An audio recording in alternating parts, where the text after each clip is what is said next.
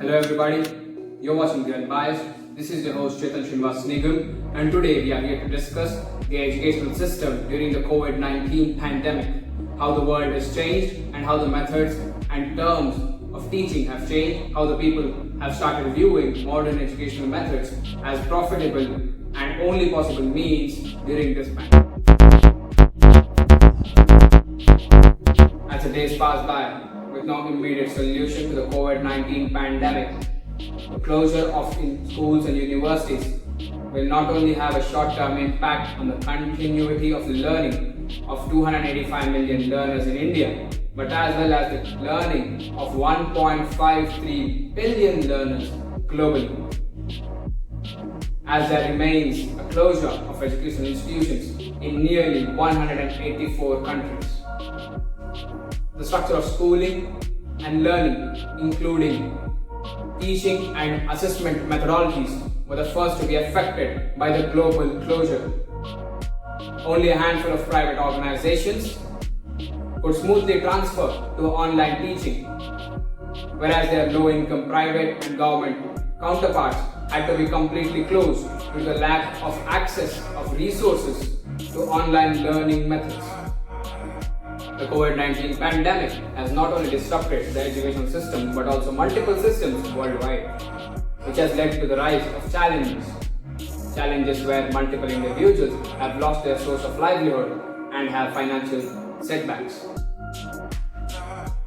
All students and educational systems could not shift to online teaching platforms as they lacked the resources, or the presence of the COVID-19 pandemic had forced them not to acquire resources in time. As many parents have lost their source of livelihood, it has become nearly impossible to pay educational institutions' fee during this time, or they lack the means to do so. Also, the confused signals that the government is providing education systems, where it sometimes condemns online education and sometimes openly encourages it, has led to an administrative madness.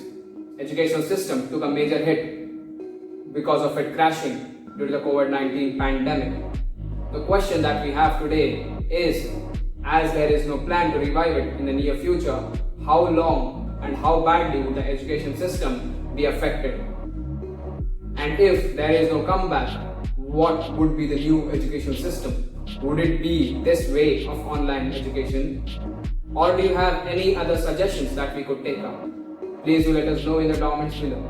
Government quickly recommended shifting to the online teaching, whereas it completely ignored the digital divide in the country, which is implanted with the gender and the class divide in the country. For example, when we speak about the class divide over here, it refers to the below the poverty line people, which is nearly 269 million people in our country. जहाँ आप सब लोग देख सकते हैं, जिसके अंदर हम लोग सिर्फ और सिर्फ 27.25% लोगों के पास इंटरनेट एक्सेस है रूरल एरियाज में, और 54.3% of people in the urban areas have internet access. आप सब लोग देख सकते हो बाहर के सिचुएशंस के अंदर कोरोना कैसे हम लोगों पर भारी पड़ रहा है, जहां आप सब लोग ये भी नोटिस कर सकते हो कि many of the people have lost their livelihoods, for which they are desperately waiting for the things to get normalized.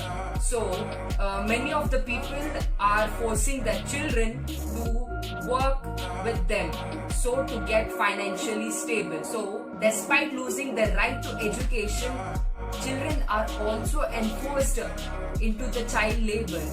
So it's equally impacted for both the girls and the boys in their daily lives.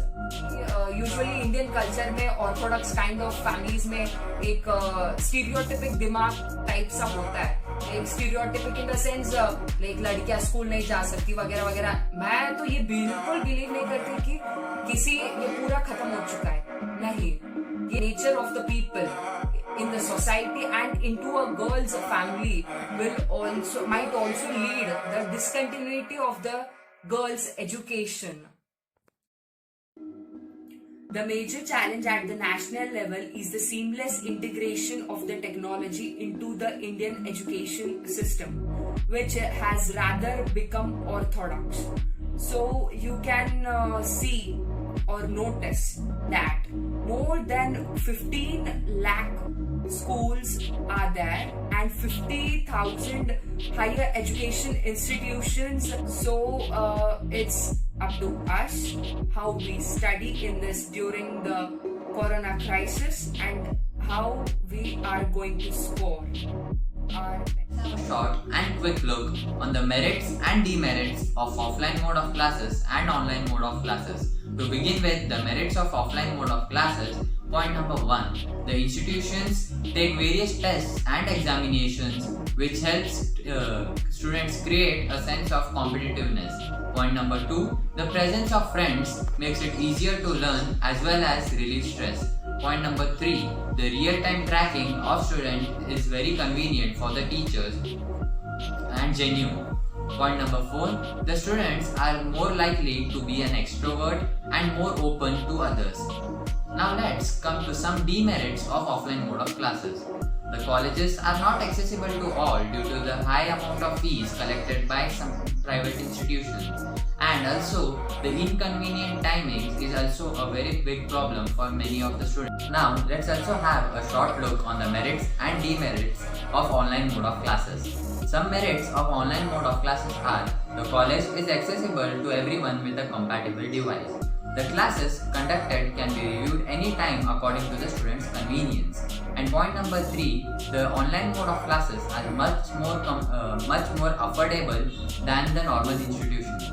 There are some demerits of online classes too. Let's have a look on them. Development of competitive spirit is very less when compared to the offline mode of classes. The on-ground absence of people makes it difficult to focus and increases the stress on the students. Students tend to mute audio and just remain virtually present, and learning quality of the students deteriorates. This time of crisis, a well-rounded and effective educational practice is what is needed for capacity building of young minds. It will develop skills that will drive their employability, productivity, health and well-being in the decades to come and ensure the overall progress of India. But keeping in mind that the pandemic is a crisis that no one ever called for, we do understand that although not perfect, online teaching is a very genuine alternative for the survival of education system in India, and also hope that the quality increases with time. This video was presented to you by Chetan Srinivas Nigam, Sahana Hiremat and Sarvesh Guru. Signing off, Jai Hind.